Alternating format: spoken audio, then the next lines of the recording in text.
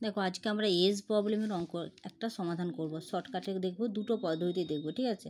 দেখো এখানে বলেছে পিতা ও পুত্রের বয়সের অনুপাত 6:2।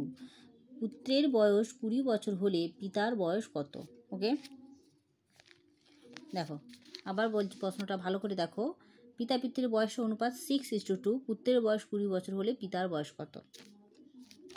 দেখো বলেছে কত, পুত্রের বয়স বলেছে কত, 20 বছর। পুত্রের বয়স বলেছে 20 বছর, ঠিক আছে। গুণিতক চিহ্ন, যার বয়স চেয়েছে, পিতার বয়স চেয়েছে, তাহলে পিতার বয়সের অনুপাতটা আমরা দিয়ে দেবো উপরে। পিতার বয়সের অনুপাতটা দিয়ে দেবো উপরে, যার বয়স চেয়েছে তার বয়সের অনুপাতটা দেবো উপরে। তাহলে পিতার বয়সের অনুপাত দিয়েছে 6, তাহলে 6টা আমার উপরে দেবো, আর নিচে ভাগ চিহ্ন দিয়ে নিচে দেবো পুত্রের বয়সের অনুপাতটা দিয়ে কাটাকাটি করবো। 2 10 20, তাহলে তোমার হয়ে গেল কত, 60 বছর। পিতার বয়স 60 বছর। ওকে, এবার দেখো এইটা একটা পদ্ধতি, ফার্স্ট পদ্ধতি।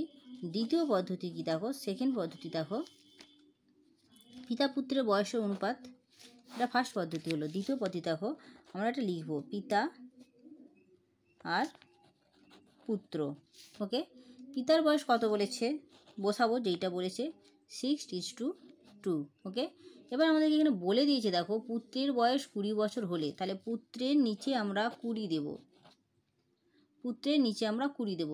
20 দেখো, 2-এর ঘরে কোথায় 20, কত গুণে 20, মানে 20টা পেতে আমাদের কত গুণ যেতে হবে, 2কে আমাদের 10 দিয়ে গুণ করতে হয়, 10 দিয়ে, তাই তো।